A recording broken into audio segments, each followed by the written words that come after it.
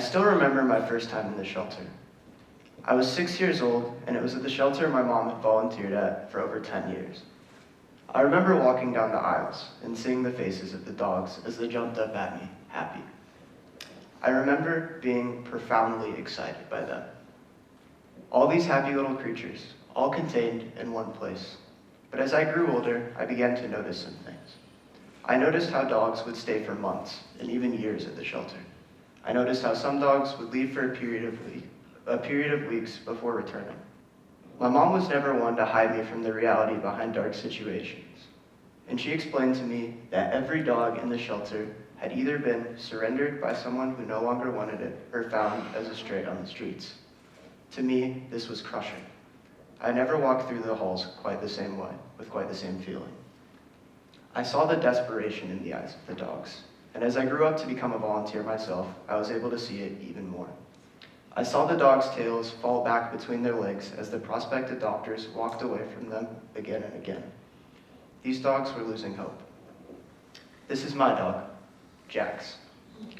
Unfortunately, Jax passed away just 1 year ago, but he had one of the greatest lives in dog history. Jax was surrendered to the shelter as a puppy by a farmer that no longer wanted him. In the shelter, as Jax grew up, he began to lose the fur on the end of his tail.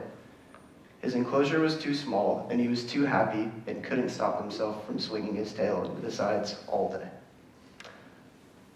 For Jax, being the happiest dog in the world in the shelter meant that at the end of the day, he would be alone and bleeding. As the shelter grew more and more full, Jax's spot became less and less guaranteed. Every year in the USA, 390,000 dogs are euthanized. Fortunately, this statistic has a chance to change, and it wouldn't require that much.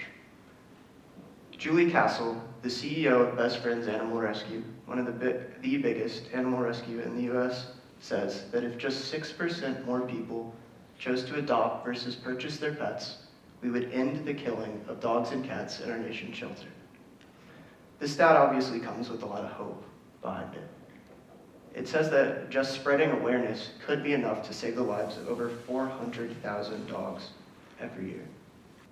Breeder dogs are a huge issue and a huge threat to the lives of shelter dogs. They also treat their own dogs immorally and their own mothering dogs terribly. There are over 10,000 puppy mills currently in the USA. Of these, only 3,000 are recognized by the US government. These unregulated, illegal puppy mills churn out tons of purebred dogs at too high of a rate, separating them from their mothers at too young of an age. The mothering dogs are usually only kept for about 6 years. After this, they're considered spent and either released onto the streets or sometimes given into a shelter. Unfortunately, many people still choose to purchase dogs, as they do not understand the consequences behind this. Purebred dogs also come with a huge appeal. I understand that they look amazing, but I challenge you to think about the shelter dogs that their lives put in jeopardy. I challenge you to think about the shelter dogs that's lives are put in jeopardy by them. Many people see purebred dogs as a status symbol, and many people see common shelter breeds such as pit bulls as naturally violent or misbehaving dogs. This is not always the case. In very many situations, pit bulls can be incredibly happy and great pets to have in your home.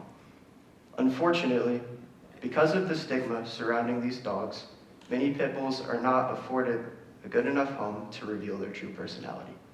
In shelters, these dogs usually only have about 2 toys and a blanket to their name. This causes them to become incredibly protective of what little they have. These dogs become deeply fearful of other dogs as well as people. I remember times when I walked into their little kennels and it took minutes for them to walk up to me, and I would have to look at the floor and they would slowly approach me. One of those dogs that I met was named Dawson. Now, Dawson is a dog that I adopted and brought home for my time at the shelter, and I still remember the day that I met Dawson. Dawson was an incredibly timid dog, and when I met him out in the yard, It took him over 5 minutes to even approach me and take a treat out of my hand. But upon Dawson warming up to me, I realized that he was incredibly sweet, and I knew that I needed to take Dawson home. At home, Dawson became one of the most energetic and playful dogs you would ever meet, and he loves nothing more than meeting new people. Dawson is proof that the shelter can hide a dog's true personality and make them far less likely to be adopted. Tonight, I ask you all to consider this. Check out your local dog shelters. Remember that if just 6% of people decided to change where they got their dog from, we could save the lives of over 390,000 dogs annually. Save a life, rescue a dog, and end the needless killing of shelter animals. Thank you.